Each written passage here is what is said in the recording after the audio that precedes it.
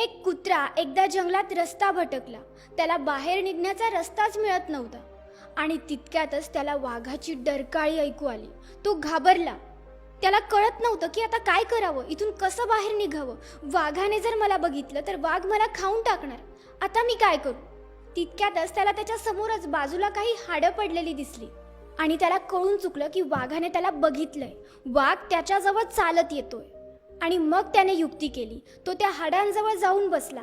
त्यातील एक हाड त्याने त्याच्या तोंडात पकडलं आणि त्या हाडाला चघळत तो म्हणत होता की बरं झालं, आज एका वाघाची शिकार केली. जर अजून एक मिळाला ना तर मस्त होऊन जाईल. वाघाने त्याचं बोलणं ऐकलं आणि वाघ घाबरला ना. तो वाघ विचारात पडला की खरोखरच हा कुत्रा एका वाघाची शिकार करू शकतो का? वाघाला वाटलं नाही, असं थोडीच होऊ शकतं. पण तरीही वाघाला शंका येत होती की नाही, याच्याजवळ हाडं पडले आहेत, हा एवढं बोलतोय, मग याने नक्कीच काहीतरी शिकार केली असेल. या कुत्र्याकडे नक्कीच काहीतरी शक्ती असणार. आणि म्हणूनच वाघ त्याला न खाताच तिथून परतला. आणि हा घडलेला सगळा प्रकार झाडावर बसलेला माकड बघत होता. आणि मग त्या माकडाने विचार केला की ही तर खूप छान संधी मिळाली आहे मला. मी आता जातो आणि वाघाला सगळं काही सांगून टाकतो की कसं या कुत्र्याने त्याला मूर्ख बनवलं. यामुळे वाघ माझ्यावर खुश होईल आणि मला आयुष्यभरासाठी तो खाणार सुद्धा नाही. माकड पटापट झाडावरून उतरलं आणि वाघाच्या मागे गेलं. आणि हे सगळं काही कुत्र्याने बघितलं आणि त्याच्या लक्षात आलं की नक्कीच या माकडाने सगळं काही बघितलंय आणि त्याला सगळं काही माहिती आहे. आता मला काहीतरी युक्ती करावी लागणार.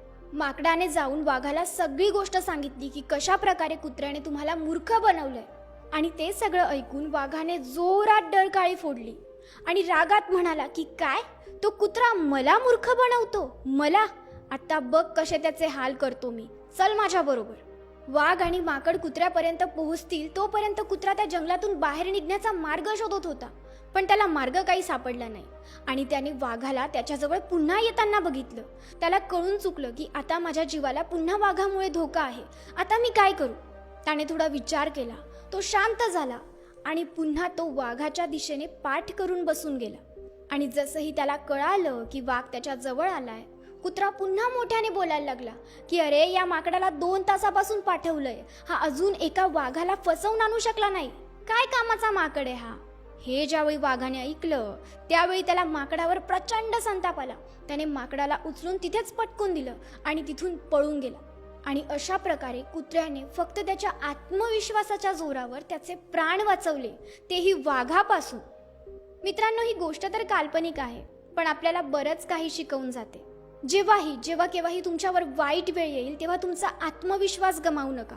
संकटाच्या वेळी हार मानू नका. संकटाला सामोरे जा. काही ना काही मार्ग काढण्याचा प्रयत्न करा. आणि तुमची ऊर्जा, तुमचं ध्यान भटकवणारे, तुम्हाला दुःखी करणारे, तुम्हाला टोमणे मारणारे भरपूर माकडं तुमच्या आजूबाजूला आहेत. त्यांच्याकडे दुर्लक्ष करा. त्यांना ओळखा आणि त्यांचा सामना करा. आणि सगळ्यात महत्त्वाचं म्हणजे कोणत्याही परिस्थितीत तुमचा आत्मविश्वास गमावू नका.